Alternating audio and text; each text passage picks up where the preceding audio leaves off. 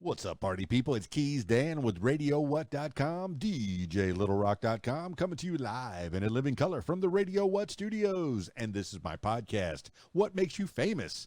It's an extension of the RadioWhat.com internet radio station that I've been running for quite some time. And if you need DJ services, where do I always send it to? Where do I always send you? DJLittleRock.com. One more time. DJLittleRock.com. Check availability and get a free price quote, and maybe you can have me at your next event. You know I like to party with the people. The people need to be entertained. Are you not entertained? Let me entertain you. Today on the program, speaking of entertainment, I have Sarah Ashley. Oh, that's right. You heard about Sarah Ashley, singer, songwriter, all-around fabulous gal around town, Nashville nowadays. The girl from Minnesota all the way down to Nashville, Sarah Ashley. We're gonna catch up and find out the new stuff she's got. She's got a new song out. I mean, you heard the old song and it was awesome, and now you're gonna hear the new song, or look for it anyway. And we're gonna have a good conversation in the next few minutes. So stick around and hear more about Sarah Ashley. This week's shows, I've got two public shows. I've got my regular Friday night gig at the Rab in Conway, Arkansas, the Video Dance Party Karaoke Jam. Yes, I said karaoke. You're the stars of the show. They got a full bar, kitchens open, pool tables, pool tournament on Friday night. So if you want to try your hand at playing pool, I encourage you to check out the Rab in Conway, Arkansas, Friday nights. From 8 p.m. until 12:30 in the AM. And then on Saturday, I will be at the Cool Pool Sports Grill in Fairfield Bay, Arkansas. Oh, it's going to be awesome. I like going up there. They have me up there probably once every couple of months, and it's pretty dang cool. Good people, good food, good drinks, and good fun. Singing, karaoke, video dance party. You're the stars of the show. We're going to end this summer with a bang at the Cool Pool Sports Grill in Fairfield Bay, Arkansas. I believe that's from 8 p.m. until 12:30 in the AM, if I'm not mistaken. All right, party people, that's enough intro. Let's get into it with Sarah Ashley. I got her on Skype, so if you're listening to the audio version, I encourage you to check out the video version on my YouTube page, youtube.com/user/KeysDan. Skyping Sarah Ashley now. Oh my goodness, she's on time again and right at it. That's right. Beginning like we began the last time. Our girl from Minnesota, all the way in Nashville. Sarah Ashley Marsolek. Now, you corrected me on the pronunciation when you said it was your grandfather, Marsolek, right? Marsolek. Man. Almost had it. I'll forgive you. Okay, all right. It's my last name. You can just call me Sarah Ashley. I know. That's your stage name, but you can't lose that Marsolek, because that's what sets you apart from all the other Sarah Ashleys in the world. That's how you get found so much easier. Yes, they can go to SarahAshleyMusic.com, and I know we can start off with that because that's where we finished last time. This is your second time here, so we don't have to go through all the formalities of where you're from and where you are and who's your mom and dad and how you grew up and all that kind of stuff. Now we're just talking about what's going on in the world right now. All right, let me give a little tiny recap for the people out there. When last we met, it really began. All right, I want people to go back and listen to it, but it began with a coin toss, whether you were going to go to New York or Nashville. And I want to start off this podcast with a what if. I know that your life is going pretty good and it's heading down a path that you seem to be happy in and thriving in. But what if? Yeah. What if that coin toss, you would have listened to the coin, because as my listener knows, it said go to New York, and you went to Nashville. Yeah. Yeah, so the what if is a really hard question, right? I try not to live in the what if of what that would have been, right? I think I was pretty firm in my decision of where I wanted to go and where I needed to go. But if I would have gone to New York, I probably would have been doing something musical theater related. I probably would be composing music in the orchestra world and the choir world and in the band world. But then at the same time, I don't think I would be really fulfilled like I am now. So I went to my undergrad at the University of South Dakota and I did a lot of that and I enjoyed it, but I didn't feel like I was really a part of something bigger. I mean, I was in some aspects and I have really good connections. And actually, one of my professors was driving through town meeting with an institution here, and we had dinner. And it was such a weird, different relationship now because I'm a professional and not a college student. So there's a lot of that too. So I think the what if I would be doing something that I wouldn't be fully fulfilled in. Well, those are those crossroads that people go through their whole lives. I had a chance when I first moved to Arkansas to take over two radio stations, a country and a classic rock station in Berryville, Arkansas, which is way up north, but it's not where Okay. I wanted to be. The reason that I moved to Arkansas was for a whole different reason, to be closer to family. And that would have been taking us farther away. But I can imagine you being on stage using your mezzo soprano operatic voice and taking it to the back rows. I could see you enunciating so well and becoming the actress slash singer slash any other kind of performer, because Sarah Ashley don't quit. No, she can do it all. That's right. That is right. And I take a lot of what I've learned from college into where I am today. So really understanding music theory, which was not my best class. It really wasn't. Contemporary theory was. Did very well in that class, but not, going back and then all of a sudden moving to Nashville and hearing there's a Nashville number system. And I was like, okay, what am I going to do now? But then it was so enriched in theory I knew it. I just didn't know I knew it. So I had to dust off some of those books and really understand that. But I was on stage. I was Hansel and Gretel, the opera, in my undergrad. So, I mean, I take all of that. And even today, when I'm on stage, it's getting into that character. When you write a song, so let's go to Watch Me Tell You No. So Watch Me Tell You No was very, very personal for me, as we talked about last time. And every time now that I'm even out of that time period of my life, I have to put myself back there. And that's where that performance really comes into, okay, it's been 6 months, but I need to be that person 6 months prior and then immediately change into She's Gone, for example, my new song, my new release. And that's a whole different time period too. That's going from a time of a breakup in my life, understanding how the song was written with my co-writer, Michelle Aspen, on that one. She, wrote the chorus as a 9-year-old. So there was some expectation there coming from, I think it was a movie, and I'm so sorry if I get it wrong, Michelle, but from a piece of literature that she saw, either movie or a commercial or TV, she had that expectation, and that always brought her back. So going into that persona every time on stage, I have to be a different person for each one of those songs, even though all those songs are me. It's just different phases in life, and being able to openly express that. I've heard a quote recently that a songwriter and a performer, especially a singer-songwriter, is like walking around naked, full of tattoos, and everyone gets to judge. And I thought that was pretty interesting to read, that's the importance of the songwriter and what they're doing and how vulnerable it is.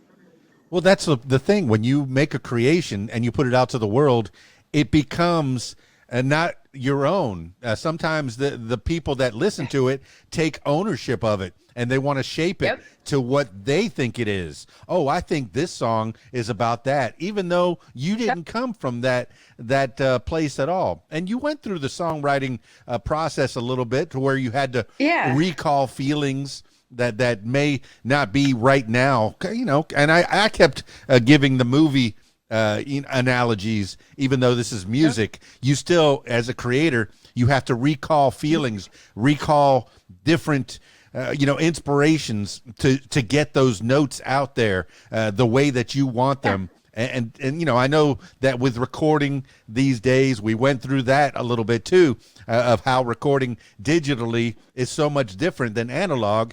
You could take a piece, and you were learning how to work the board back then. I want to know if you know how to work the board even better now. But taking pieces that were, oh, this one sounds better than that one, and cutting and splicing has nothing to do with tape anymore. It's moving blocks of sound on a digital platform, and you can make something sound so perfect. But people, I suspect that people need to be forgiving. I know I'm forgiving when I go to a live show and I want to hear Sarah Ashley perform live.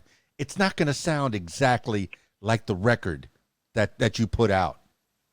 Well, it shouldn't, right? Because there are moments that you get into as a performer that you can have that moment take you into a different direction, which is not necessarily right, and it's not necessarily wrong.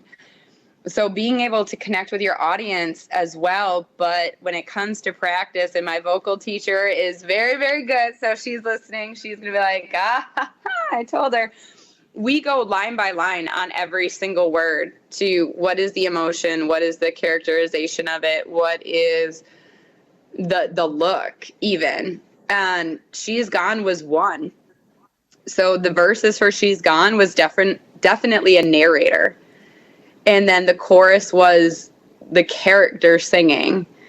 And if you actually listen to the song and break it down through that, you can hear that transition of here's the narrator really talking to who that individual is, to that chorus being the individual speaking, to going back to a narrator. And then truly at the end of the song, it's finally the character coming and saying, I'm gone. So the whole time in the chorus, you're repeating the words, she's gone. But at the end of the day, it's the reflection back of that time. And you're narrating basically to yourself. So there's a lot of interwoven types of processes through that. And every time those notes have to come in, this is the feeling for this line. This is what I'm driving to. This is what I can sigh on or hit harder.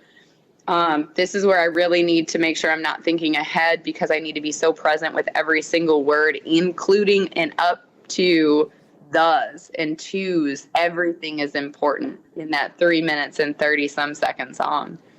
Sarah Ashley, that's a 3-act play in a 3-minute song.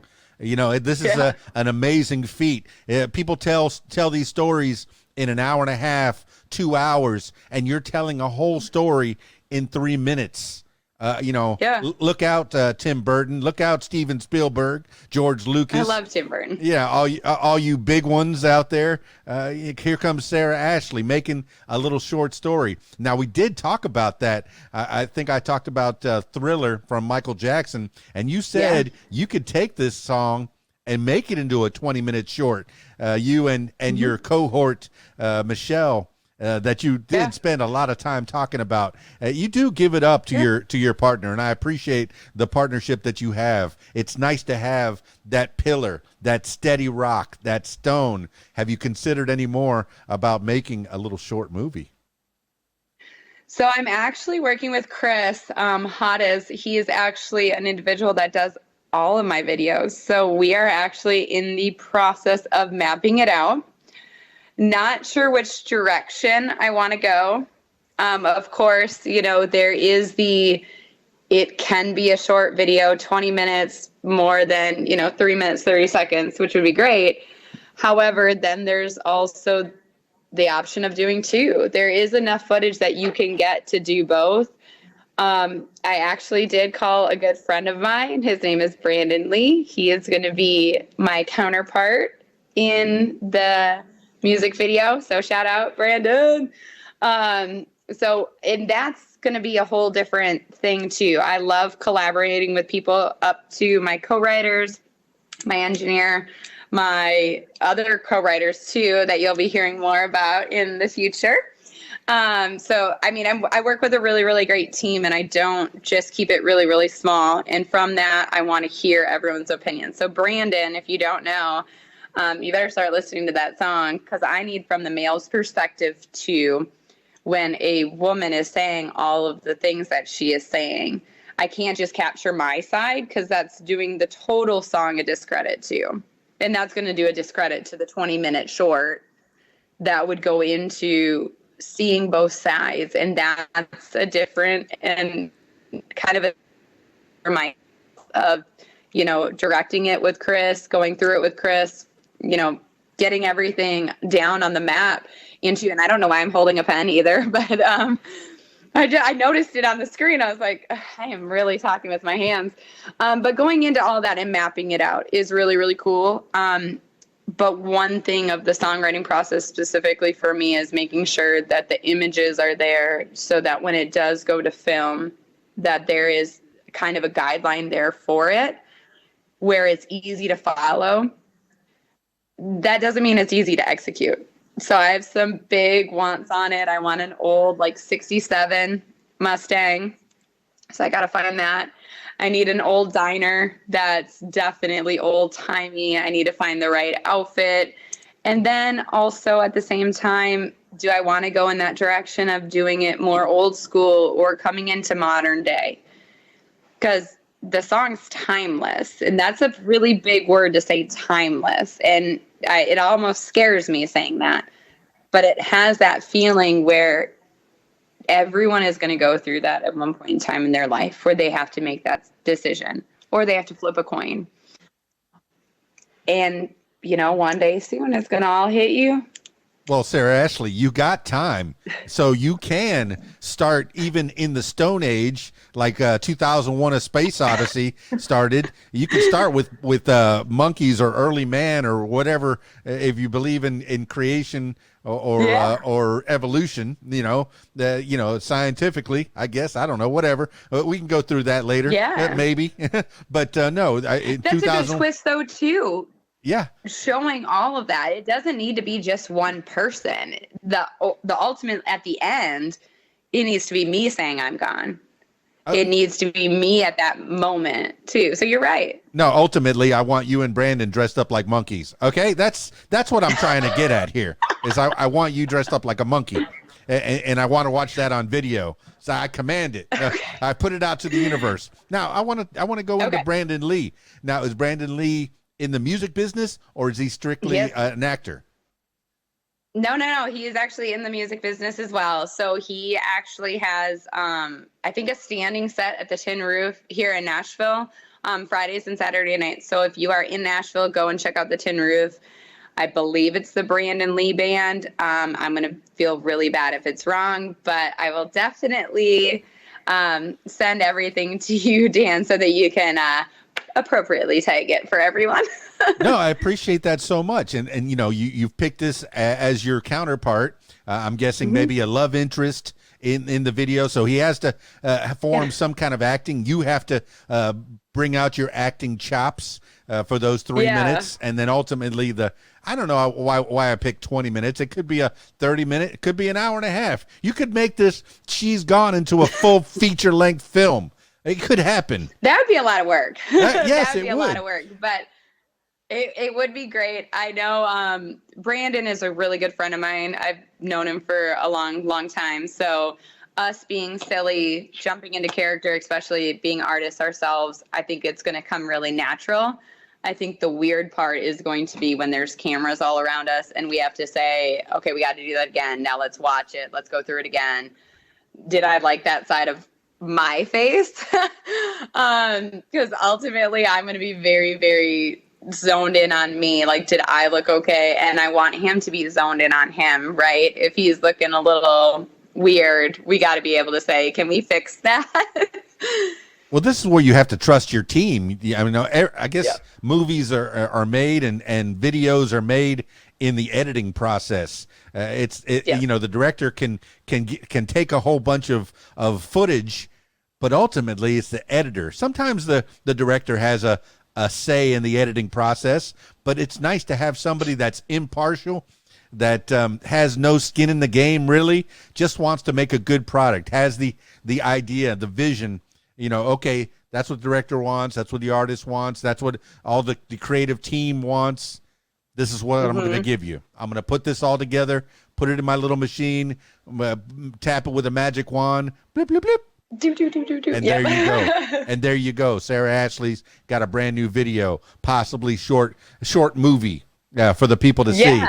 But, you know. Yeah, I'm very hands-on in my projects, which is really, really great. I love hearing the input. I love giving input. I love taking criticism. And I do have a team that's outside of the team that I work with that get all of it ahead of time to provide their feedback.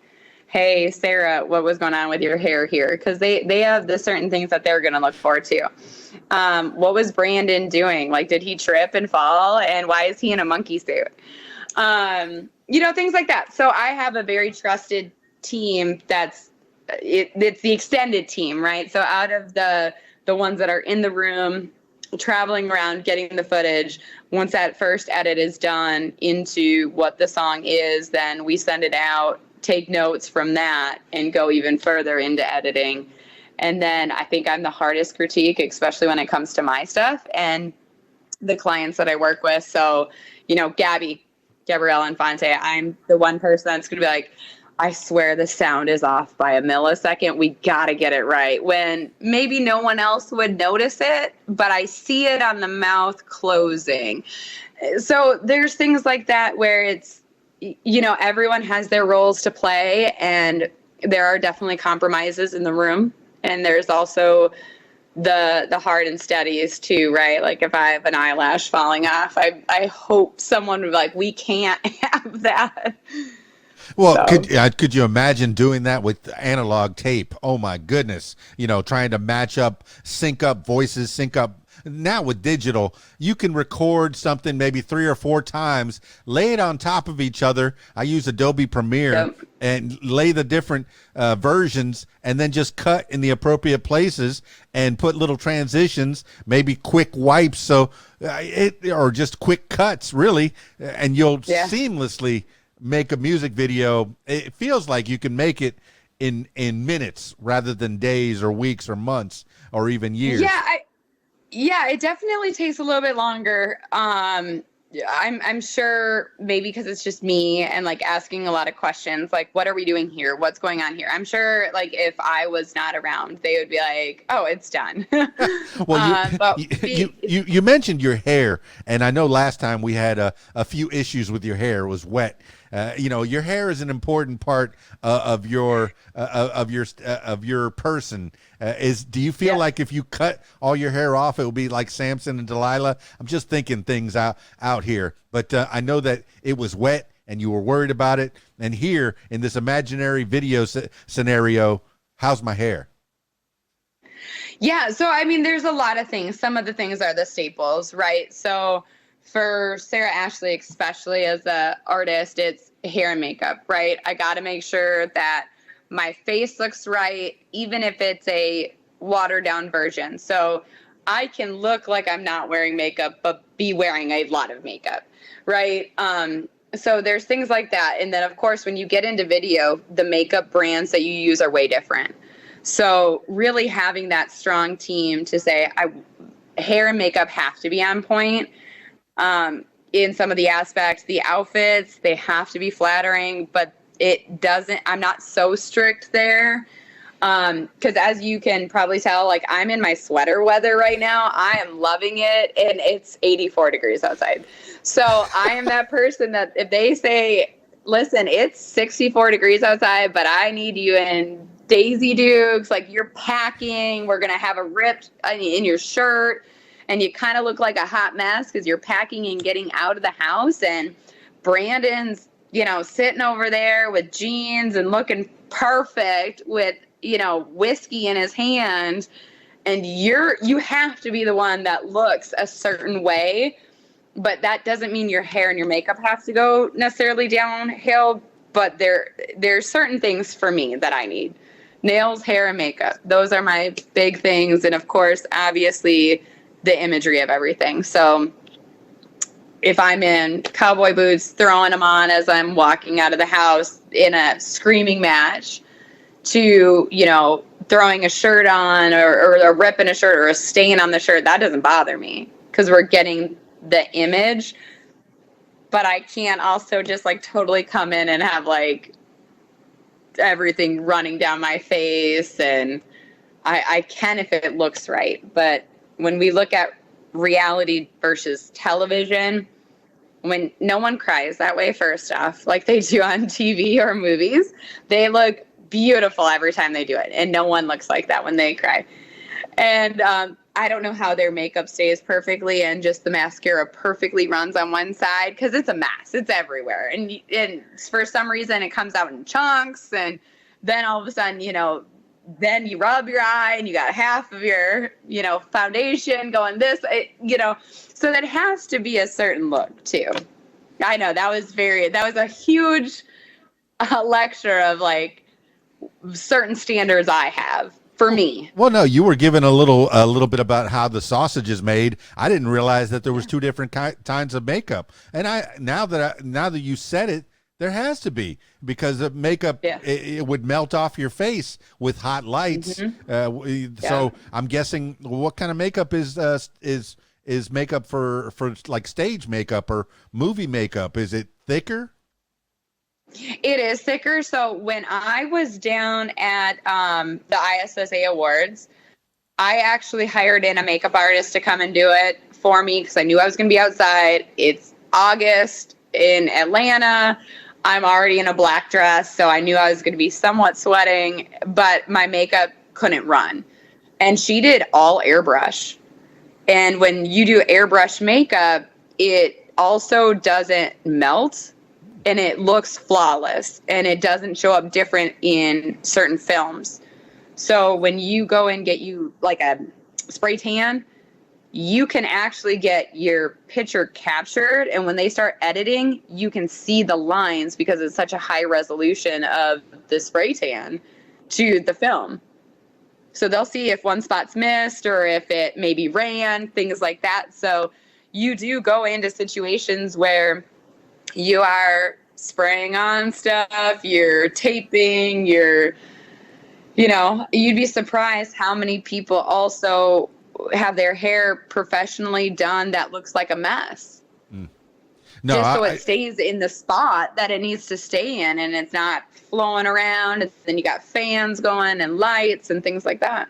Well, I know that the entertainment business is maybe the last bastion. It's a weird world that we live in. You want to, once you get to a certain level, and I'm not at that level. In Miami, I had some kind of fame to where, I didn't want to go out to the grocery store unless I was dressed up, unless I had a button-down shirt, unless I had my glasses on, unless I, looked a certain way, because I cultivated that look down there. Now I'm an old man, I don't care. The F's to be given are no longer there, but you're at this level that you have to keep a certain image, and you want to get to the next level and the next level and the next level. You see celebrities that get caught on TMZ. Oh, look the way this girl looked. The way this guy looked. Ooh, his abs aren't as good as they used to be. Oh yeah. And you got to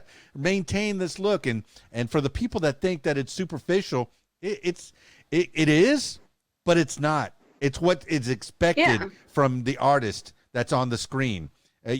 I'm watching. Oh, okay. I'm going to give a humble brag now, or just a right out brag. I got one of these high definition TVs with the QLED.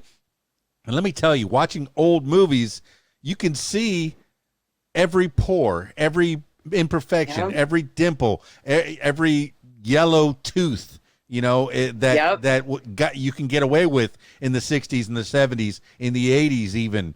And it's just not that way anymore. We're in a high Yeah. definition world, and it's so tough. But, I think everybody's beautiful. I think everyone's beautiful. Me too. And know? honestly, the really cool thing, especially around all of this, right? Being a creator, going into what people are doing, is the fact that we do have social media now all the time. As much as I also hate it too. But part of that is, listen, I don't have enough time in my day to do full hair and makeup. So my fans get to see me with makeup on, without makeup on. They get to see me in what I probably think is the cutest outfit in the world. They're like, what is going on? And then also the opposite. Maybe I don't like the outfit, and all of a sudden I'm getting a lot of attention for the outfit.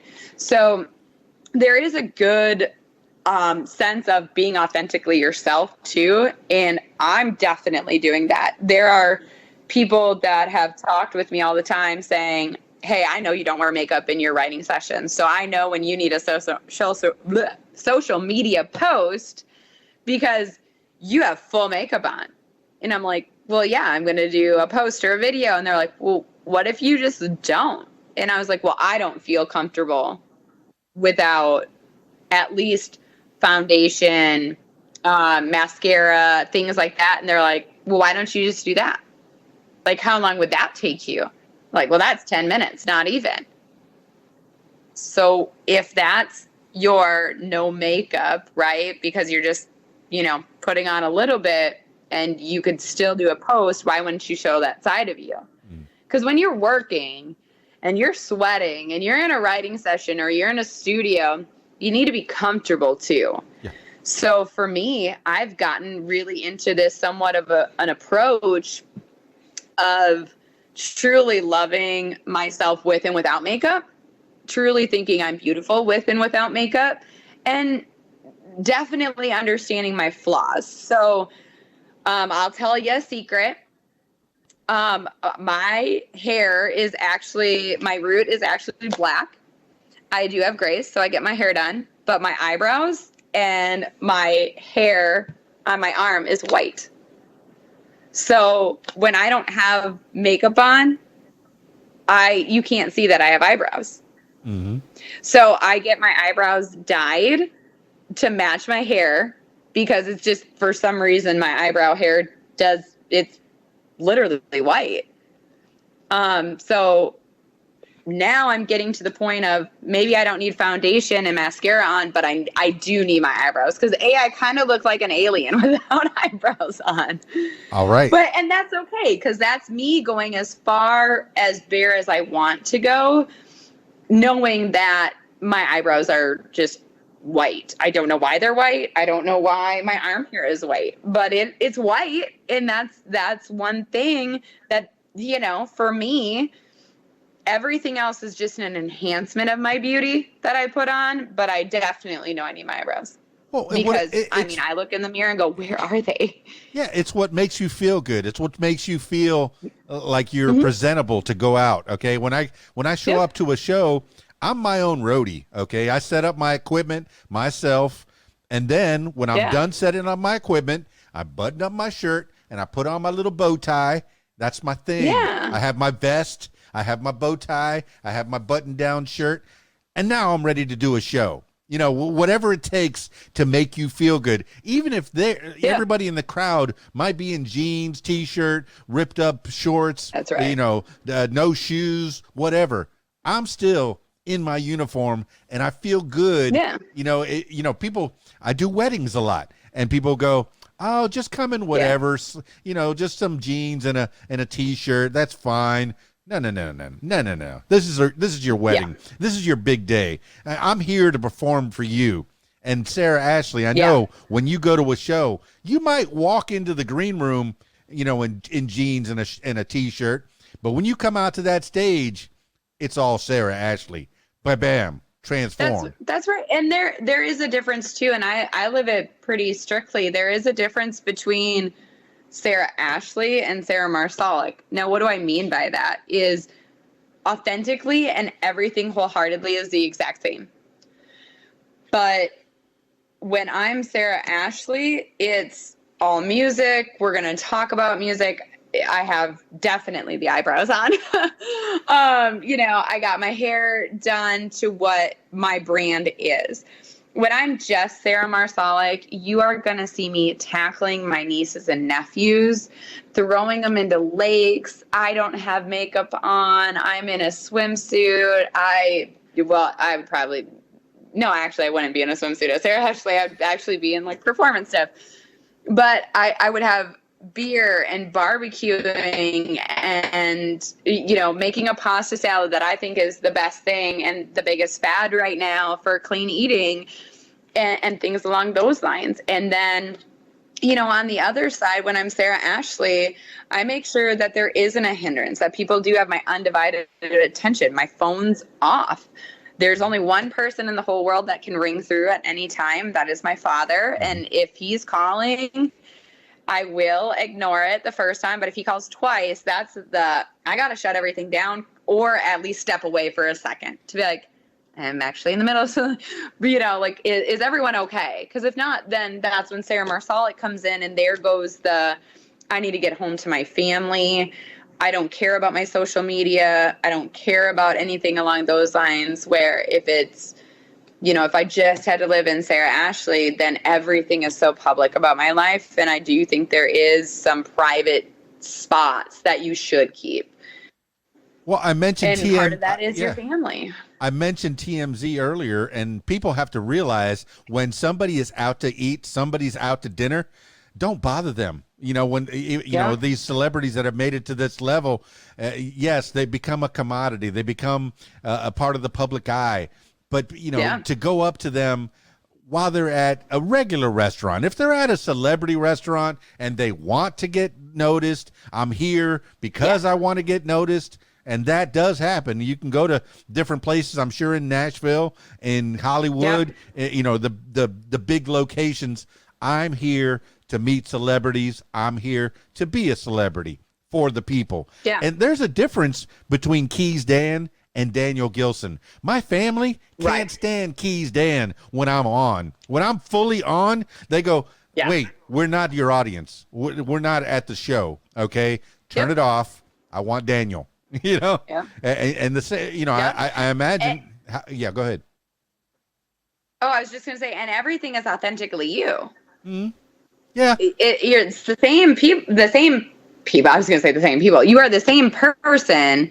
It's just the amount of energy that you are. You can't go on to a stage and be like, I'm really struggling today. Happy wedding. Like that probably wouldn't go really well. They'd be like, oh no, why did we get him here? Nope. I would never be the wedding singer. It is.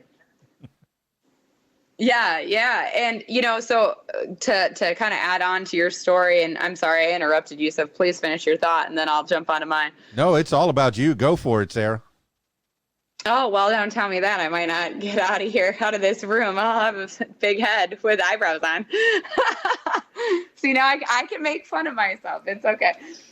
There was a bar that I did really, really well at in Alabama. I actually did, oh my gosh, what was that? 3 songs ago? It was Last Kiss, and I did a world premiere on it. So I did full Facebook Live, full everything before my Facebook got hacked on that one. So that one's gone. But throughout that, I always said, I'm Sarah Ashley. I'm Sarah Ashley when I was there. Well, I came back a couple times and would listen to other bands that were there. I have friends that are in that area, so I'd go down and visit. And there was 2 differences. If someone called me, hey, Sarah, I knew them personally. When someone said, is that Sarah Ashley? I knew who I was talking to. And that was the difference, right? Because no one's going to be like, oh, hey, Sarah. And then I'm looking at them like, how do I know you? But if they're like, are you Sarah Ashley? Did you play here X amount of months ago?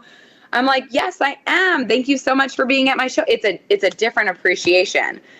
With my friends, I can be like, what up? Let's go get a drink and let's go say hi to the band and let's do this. And we're not going to talk about my music because they probably hear about it all the time anyways.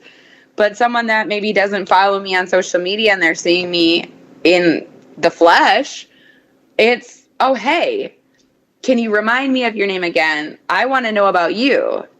Like, it's really interesting to know that they're looking at me like I'm someone, because I'm just Sarah Ashley. Mm-hmm. But it means something to them as well. And I want to make sure that I know who I'm speaking with too, because I want to give everyone the most appropriate attention and time. And depending on kind of how I'm addressed, you could get a different approach. Mm-hmm. No, and it's weird when the two worlds blend together. I have a day job, it affords me the insurance and the steadiness that I need, and then I have the night job, the gig that is dear to my heart, where I get to play music for people and be with them at their best times, at the moments that they're there to have fun. But when the people from my day job show up to my night job, it's kind of weird. Has that happened to you? So it is very interesting. So my day job knows 100% what I do. I finally stopped hiding the I am someone different outside of work, especially when everyone wants to get to know each other. So due to COVID, we're all out of offices. We are doing everything via Zoom or over the phone. And what do? You hear a dog barking in the background, you hear a kid crying, or you hear someone knocking at your door. You slowly over time start to get to know everyone. Well, there have been a lot of exciting things in my life. And it was, so you may not know this, but, and then it goes into those stories of what is happening with me and going on. So I know it's definitely going to be something different if it were ever to be a situation in real life, but I also know them on the personal level. So I know it wouldn't be like, oh my gosh, I work with you and your name is Sarah Ashley Marsolek. They're just like, that's Sarah Ashley.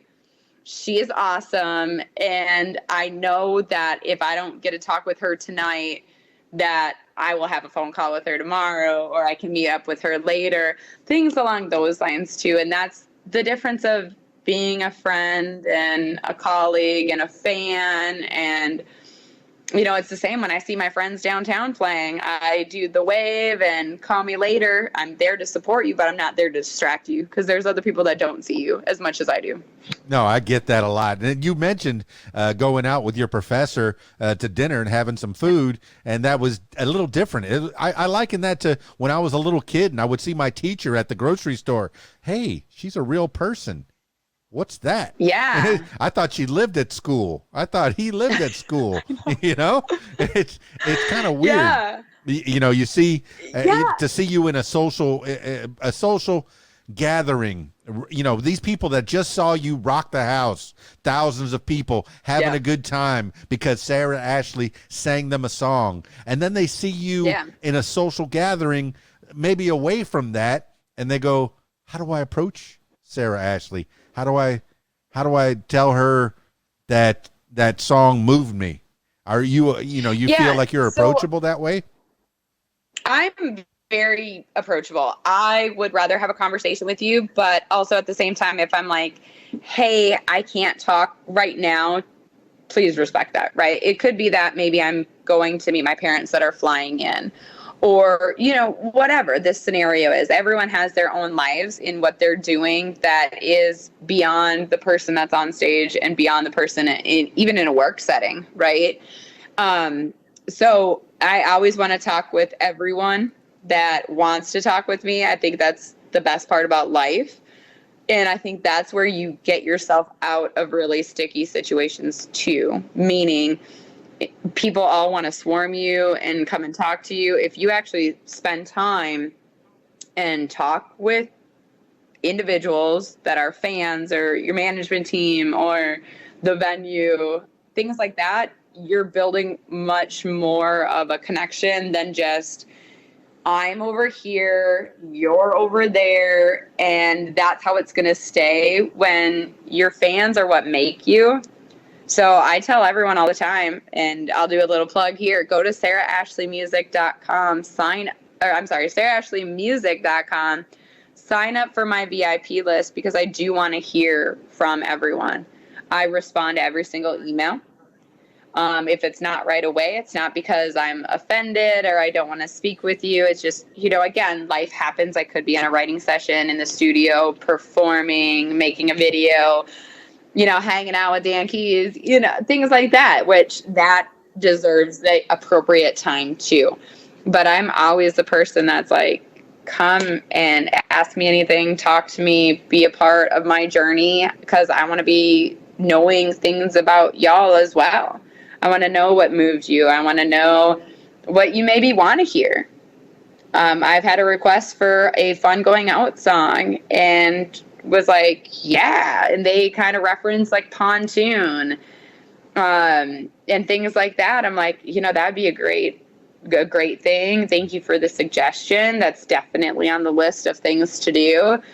But if I'm not hearing those things or taking those times to have that conversation, then I can't provide what people want to hear either. Yeah, people, there's a perfect summer song. You already mentioned you're in a sweater. You're ready for pumpkin spice latte, and it's not even Labor Day yet. Come on. Wait, we still got some summer left. Hold on to it. But you're giving people. I love summer weather. That is my season. But the moment it gets cold at night, because of the humidity here, I have to have a sweater on because I get so cold. So there's a fun fact of Sarah with no eyebrows. Stop it with the. You got eyebrows on now. For the people that are listening to the audio, they're going, does she not have eyebrows? Is she part albino? It's pretty cool. You with could be black hair. Yeah, you could be a Bond villain. I've seen that. You could play a different character roles. Oh my goodness, I had a thought, but then it fell out of my head because we started riffing, and I like riffing. Well, I do have eyebrows, but it is a funny joke, so. But we're talking about you're giving people gems about how to interact with celebrities. All right, now with social media, people think they know you. They've seen that picture of you at the beach, at the club, at the bar, in the car, at the grocery store. They see these pictures that fly on your Instagram. Bing, bam, boom. Oh, I know who Sarah Ashley is. I can go up to her like she's my best friend. In fact, because she is my best friend. But you got to know that we don't know you like you think we know you. But, it's yeah. Go ahead. Yeah, well, I was just going to say absolutely, right? Like you are seeing, especially on all social media. So it's not even just artists, actors, actresses, things like that. What you're seeing online is what we are choosing to share. That is not everything. That is not the fact. So I'll explain this out. So everyone who's actually listening to Dan Keys will only be the ones that know this. Every morning I take my dog in my car with me to go and get coffee. That is our morning routine. She goes out to the bathroom, I get dressed, and we go and get coffee. That is our thing, our routine. No one knows it. I don't post it on social media. Why I don't post it is because not everything in my life is to share. I'm sure a lot of people would have opinions about, Jem going everywhere with me. I think some people would support it. Some people probably wouldn't. And that's okay. But that's the difference of, yes, you may see the fun things that I'm doing and in the studio and writing and at a beach and feeling very lucky for where I am. But there are so many other things. Because if I don't wake up by 7:35, that dog is like, we got to go because I need my car ride.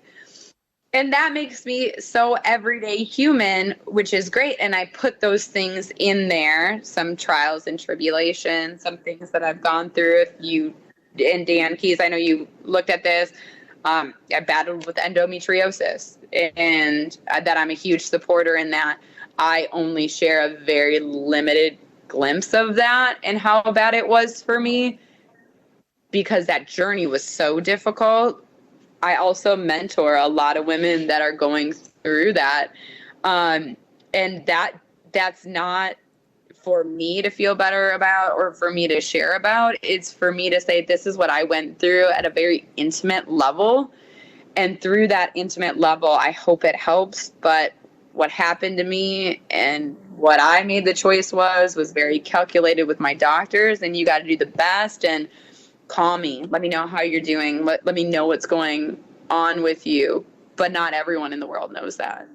No, and they shouldn't know that. They shouldn't know the intimate details of you. Back in the day, in the golden age of Hollywood and the golden age of music, when things were, people, Hollywood stars and musical acts, they were mysterious. You didn't know where they lived. You had to go to Hollywood and buy a star map, and maybe that was their house, and you hire somebody to drive by. Oh, that's Lucille Ball's house. Oh, that's Carol Burnett's house. Oh, that's Annette Funicello's house. Why am I talking about all the ladies that I loved growing up? Even though they were a little before my time. You went and did that drive, didn't you? I might have gone in that. I might have gone on that Star Maps tour, and it was a pretty good tour. And I feel like I saw Lucille Ball's hand coming up from over the bushes. She was kind of waving. And I don't think that was her. But I think she hired somebody to wave at people as they drove by. But we can get to a look, I'm not, by no means am I that celebrity. I don't aspire to be that celebrity, but the celebrities that do, sometimes they'll invite those, they'll share those intimate details. So they invite the haters, they'll invite not just haters, but they'll invite comments. Go ahead. It only builds me up. Go ahead. Give me the hate. It builds me, makes me stronger. Makes me stronger. I mean, this industry, especially like in movie, TV, and film too, I mean, you have to be able to censor yourself too, because there are people out there not doing it with an opinion, with a thought, and some of those things can extremely hurt. I do know there's a lot of movements going on right now around bullying, mental health awareness, suicide prevention, things along those lines. So I hope that's going to start changing that, because it is extremely hard seeing some of the things that come through. Luckily, I haven't had that. The few things that I did have were immediately deleted. I immediately blocked them because I wasn't inviting that into my life. And then, of course, I actually stopped everything I was doing and really had a conversation about it with people that I trust. Not to be built back up, but to say, this is my feeling about it. It actually did hurt my feelings. Okay, now it's time to move on from it, and taking that time. So, anyone that is going after, celebrities in a negative manner, I would definitely say not something to do. They are people too. They have feelings. They have thoughts. They have opinions. They have family members. It is a blessing living in Nashville because we do have the opportunity to randomly be in the same grocery store as some celebrities, and we all have, and the culture of Nashville is you don't interact with them. They are on their time off. Their on time is being on stage or doing an event and things like that. So I think if that culture can really start to blow out to the main world, I think a lot of people would be more safe. I think the world would be a lot kinder. And then, of course, a lot of people are getting smarter of not saying or posting a lot of things that show where they are too. Where before we didn't think about it until something happened. And then it's like, wait, that was the sign saying I was in Pensacola. And that's how, and of course there, like you said, there is the plugs where it's like just hanging at the beach. And then the whole sign's there, what mile marker and everything. And that's a ploy, right? But obviously those happened when they weren't, and that was hard for a lot of celebrities, I know. No, I just saw an artist that I talked to on the podcast. she's gotten to a certain level as well, and she's down in Key Largo in my old stomping grounds. And I go, hey, I know where that's at. I've done weddings there and parties there, and that's fantastic. But it's tough when you post, your intimate details. That you post where you're at. You're inviting that stalker to show up. But I feel for the people that grew up on camera. If somebody were filming me 24 hours a day as I was growing up, I'd probably be in jail. Because look, you cannot film somebody, have a camera in their face, and expect them not to explode on you at some point and say enough is enough. I'm thinking about, Justin Bieber, who I love, man. I've loved him since he was a kid, and he grew up in front of the camera, and then he went out and he partied, like, explored his boundaries like kids do. Yeah. But in his attempt at exploring boundaries, there was a camera shoved in his face. Most people, they don't have that camera shoved in their face 24 hours. And we talked about Taylor Swift and Britney Spears last time where you were on the podcast, and they grew up in front of the camera, and had paparazzi all the time. Crazy. I went on a rant, and I think I lost you. Hey, did I lose you? Yeah, I guess the internet went out, but I have a static picture of you, and I think we could finish this thing off on the phone. No big deal. Okay. All right. But no, I think I went off on a little rant on celebrities that they were, grew up in front of the camera. What's that? Yeah, the Biebs. But, how do you feel about that as we wind this thing down? Oh, I think that's great. I mean, he was and is so amazing. So when you said his name, I just got lit up. No, but I feel bad that he grew up in front of the camera trying to, as a young person, I would try to break out of my family, of my mother's womb, if you will, trying to cut the umbilical cord and maybe go off to the beach and spend the night. But I didn't have a camera shoved in my face the whole time. Right. Right. But I got a feel for them. I got a feel for celebrity, and I'm imploring the people that love you on stage to keep their distance. If you say, look, I got something personal going on, I'll talk to you later. People have to realize, look, you're not being a jerk, because that's the classic thing is you meet your heroes. Oh, what a jerk. No, he was having a bad day. He's human. What do you think? Yeah. And I definitely think, there is a point of your approach too, right? So that's everyone too. I mean, if you come in and want to meet someone and then step away into a perspective of you're so excited, anyone can say, I'm really not doing that today. I'm so sorry, but definitely next time or whatever. I think there's always two approaches as well. Absolutely. All right, Sarah Ashley. Yeah, this is time number 2. I'm waiting for Michelle to come on. I think I got her coming on sometime in the future. We were supposed to meet up probably a month ago, and things happened. So Michelle Aspen, still looking for you. I did have Gabrielle Infante on, her and her mom. So sweet. My goodness. What if, tell me more about Revolution. How's the Revolution going? Will it be televised? Definitely we'll be sending more and more updates. So feel free to follow any of our Revolution Remastered pages. So just Revolution Remastered on both Instagram as well as Facebook.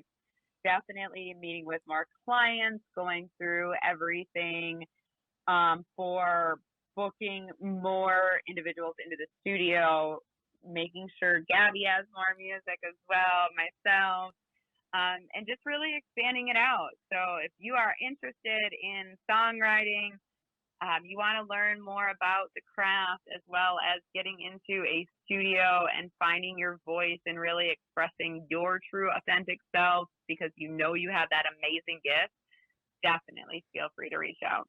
Fabulous, fabulous. All right, I always finish these things off. I want, if you want to give some shout outs to some people as that have helped you along the way, helped you get from. I guess it was only not even a year ago that we spoke last. Anybody new in your life that's you would like to give a shout out to? Yeah, definitely. Growing amazing new contacts every single day. So really super blessed to have met Amy Jo. She is a fantastic singer, songwriter as well. I'll be looking forward to doing some writing sessions with her. Can't wait. Tony Black, still amazing and a gem, so sweet. Definitely connecting with Eddie Sash more and more. We do have some videos in the work from Chris, so big shout out to Chris. Greg Matthews, new co-writer, been working with him. We have a great song, Come Back to Me, which is a really actual good song that has a phenomenal twist to it. So it's not what you think. So definitely something that's exciting and in the works. And then I'll be meeting with Taylor as well coming up.